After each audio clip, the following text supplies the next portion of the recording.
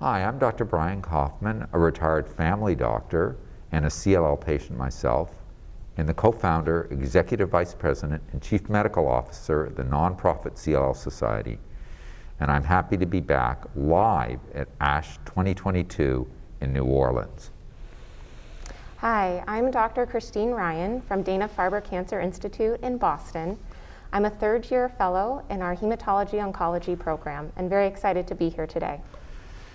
And Dr. Ryan, you gave one of the oral presentations at ASH, and to set this up, an oral presentation are usually the ones that are deemed to be the most clinically relevant, the most important.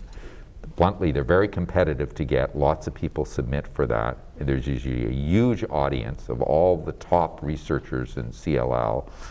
And you talked about one of the big themes that's happening at ASH, which is combination therapies. And you talked about a triplet therapy, and I'm going to read the title exactly, an updated result from the multi-center phase 2 study of Acalabrutinib, Venetoclax, and Obinutuzumab, ABO for short, in a population of previously untreated patients in CLL enriched for high-risk disease. So can you explain what this trial was about and why you thought it was important to do this trial in a patient-friendly way?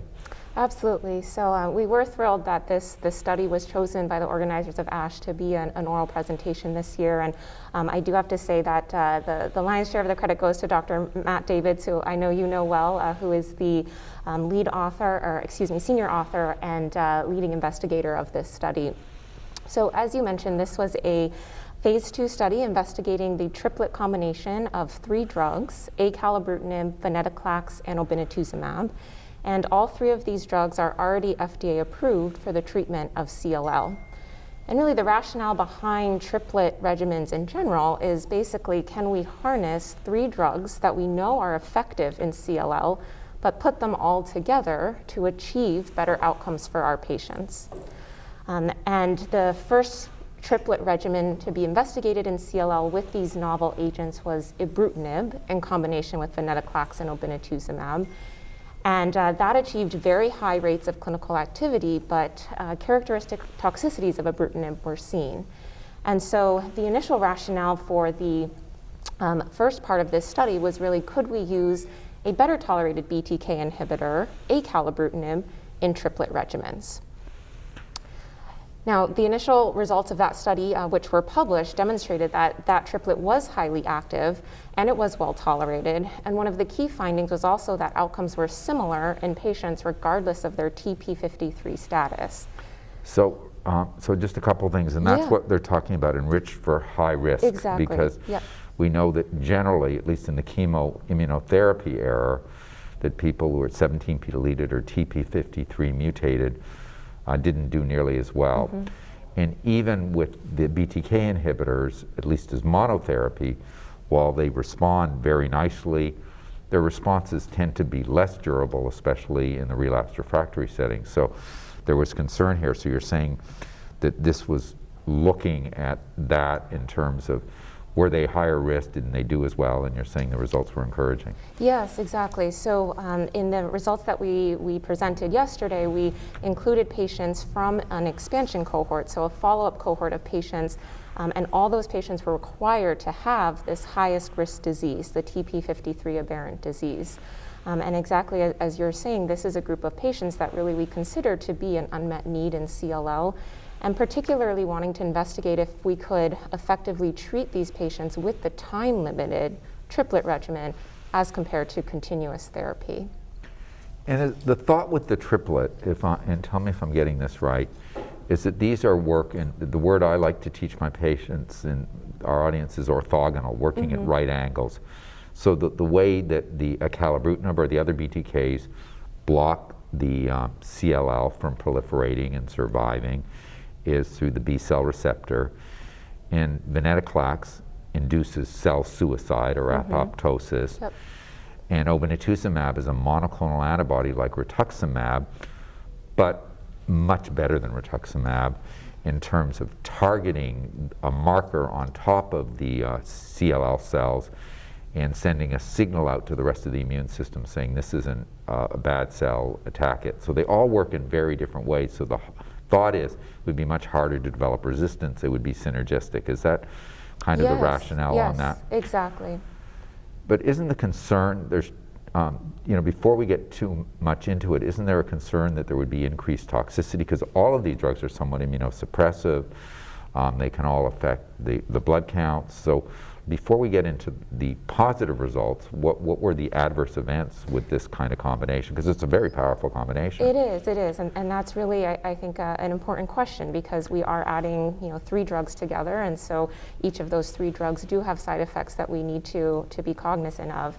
Encouragingly in the study, while we did see expected toxicities from each of the 3, we really didn't necessarily see any signals that were above and beyond with this triplet regimen. So I think that was one aspect that we were very encouraged by in terms of the side effect profile.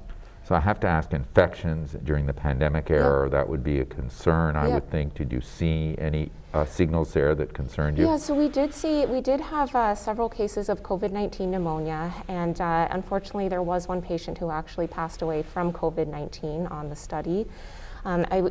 As many of the trials that have been presented here at ASH, some of them began even prior to the pandemic, then of course we're ongoing through the pandemic. So we do have, patients who potentially became infected with COVID-19 even prior to the onset of vaccinations, and even prior to the onset of there being as much herd immunity as there is at present.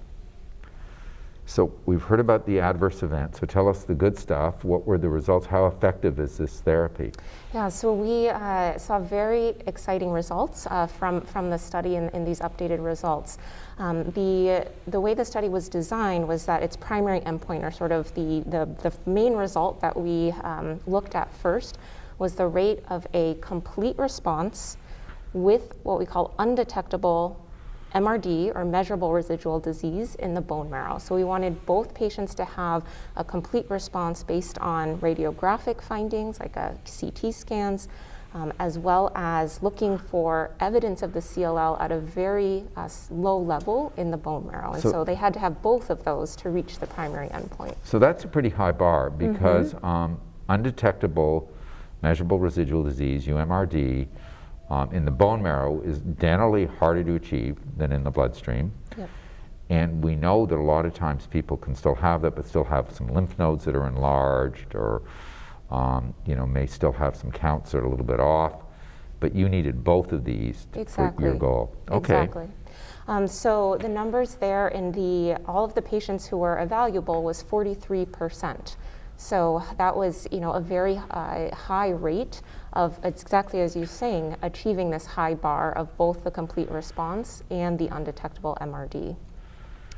And I think what was really exciting was that when we looked at the patients specifically with the TP53 aberrant disease, going back to what we were talking about earlier, these high-risk patients, the percentage there was 45%. So basically equivalent to what was seen in the all-comer population. Well, certainly not worse. That's pretty exciting, and it seems like this therapy will be agnostic to the patient's 17p or TP53 status. Yeah.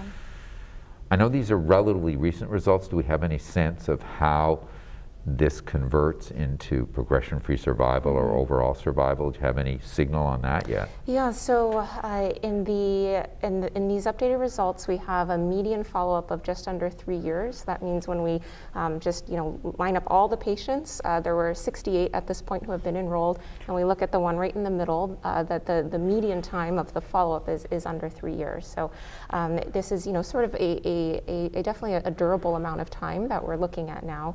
And the overall progression-free survival rate was 93%, so very high, and only one patient out of the 41 in the study who have TP53 aberrant disease has had CLL disease progression.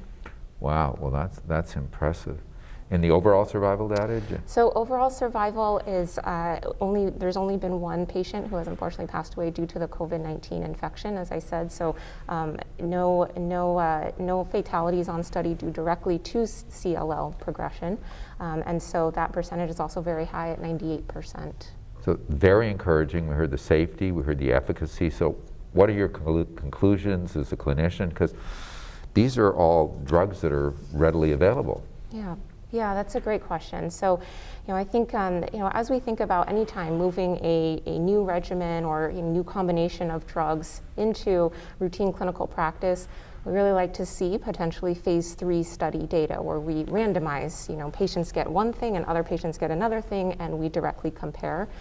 So there is a phase 3 study that's ongoing that has accrued, and we're awaiting results at this point, that compares doublet, so Acalabrutinib and Venetoclax, versus the 3 drugs, Acalabrutinib, Venetoclax, and Obinutuzumab.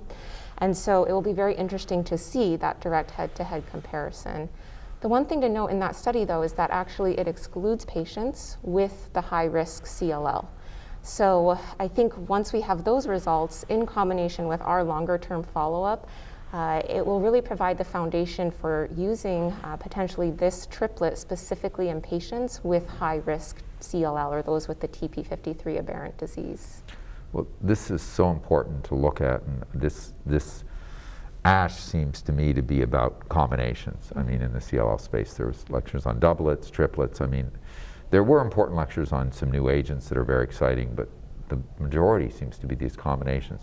Any final thoughts that you want to get across to patients about this particular trial and these combinations? No, I think that I absolutely agree. I think that definitely trying to, target CLL cells, target these basically kill these cancer cells, and using different effective drugs is really an important aspect of the field. And I think, as always in clinical trials, we absolutely are grateful to patients who participate in them and their caregivers. Well, thanks to you, Dr. Ryan, for the important research that you're doing, and we're very excited, and we're also very excited that you'll be doing some research for us in Richter's and looking for what drives Richter's transformations. So we're thrilled to be working together over the next few years. Yes, thank you, Dr. Kaufman. It's really an honor to get to be here and to speak with you, and thank you for all the important work that you're doing for our CLL patients. Thank you.